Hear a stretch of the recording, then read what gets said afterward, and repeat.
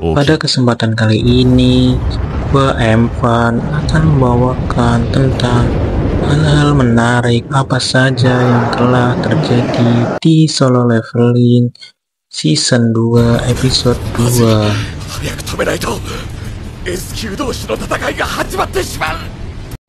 Yang pertama, Kim Chul mendapati kelompok hunter lemah malah hidup enak.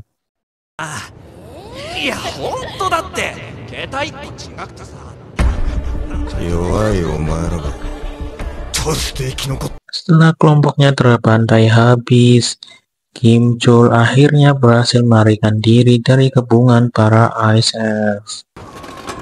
寒すぎていや装備さえあればやられたりしなかった Ia sendiri memutuskan pergi ke arah lokasi kelompok hunter lemah berada. そしたら武器を買う金がなくなっちまってさいや本当だって携帯一個違くてさ弱いお前らが Namun, alangkah terkejutnya pria itu saat melihat pemandangan yang tak terduga. Para hunter lemah yang disangka akan mati malah terlihat menikmati daging hangat. Mereka terlihat mengenakan mantel dan berada di lokasi tenda yang nyaman. 弱いお前らがどうして生き残ってんだよ防寒具に毛布テントに食料までああそういうことか Lihat itu, Kim Chul marah besar karena merasa kalahannya disebabkan monopoli persediaan. Ia bahkan hendak menyerang Hijin yang dituduh melakukan hal tersebut. ああそうかお前は最初から知っていたんだなだからそっちについた隠し立てすれば全員共犯だ Untungnya, Jinwoo muncul tepat waktu sebelum Kim Chul berbuat yang tidak-tidak.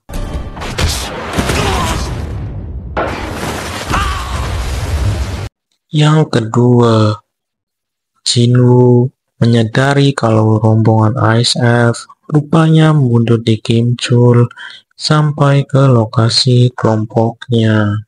Ada alasan kenapa Kim Chul bisa lolos hidup-hidup. Rupanya, ia seperti dimanfaatkan para Ice Elf sebagai pemandu untuk menemukan lokasi keberadaan Jinwoo. 隠密解けってオーラが強すぎて全然隠しきれてないから。あれはアイスエルフしかもあんなにあれがボスか。 Hal itu disadari pemuda tersebut karena bisa merasakan aura para monster es yang terlalu kuat. Dan benar saja, para Ice Elf itu rupanya memang menyamar sehingga sempat tak terlihat dengan mata biasa.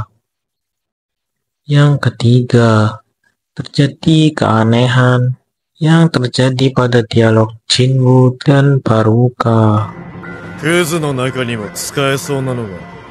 なんだって。まさか俺らのことをクズって。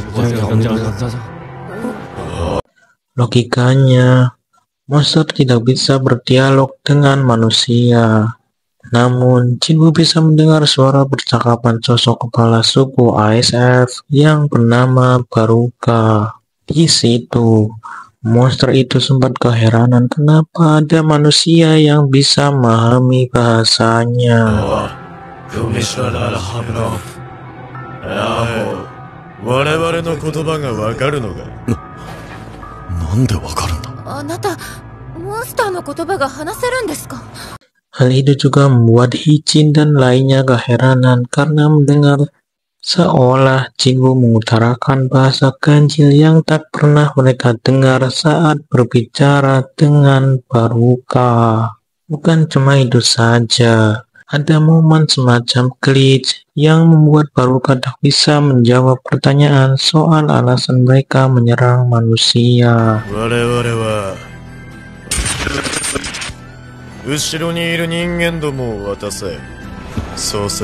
Yang keempat, pasukan bayangan Sung Jinwoo vs suku ISF. Setelah momen negosiasi Jinwoo dan Baruka gagal, pertempuran pun akhirnya pecah.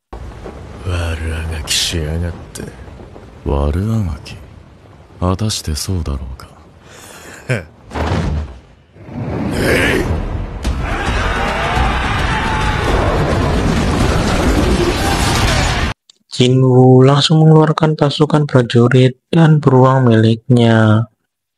Baruka juga langsung menyuruh para ASF maju bertempur.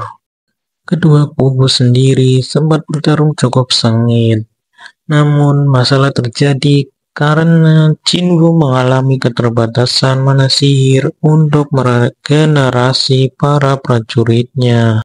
Belum lagi, Baruka juga tergolong sangat tangguh dan tidak bisa dihadapi Jinwoo sendirian.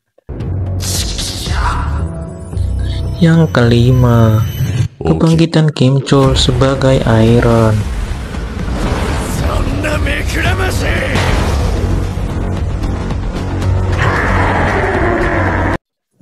Saat pertarungan memanas, Kim Chol rupanya masih bernafsu membunuh Jinwoo.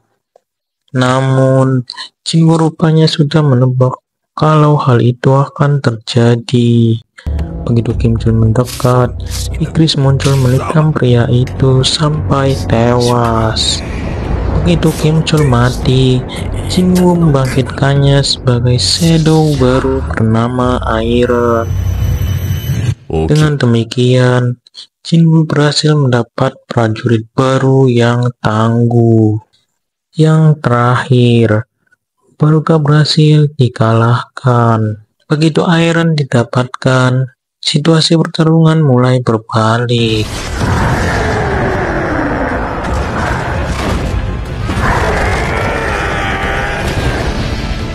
Dengan kombinasi kekuatan Iron dan para pasukan bayangan lainnya, Jinwoo berhasil mendapat celah dan menikam belati beracunnya ke monster tersebut.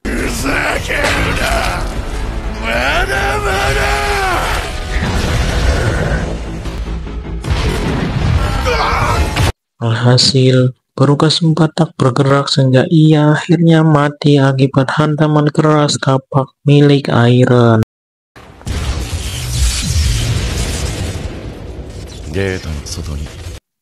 Dengan demikian, gerbang dungeon itu akhirnya terbuka, sehingga Jinwoo dan lainnya bisa pulang kembali. その前に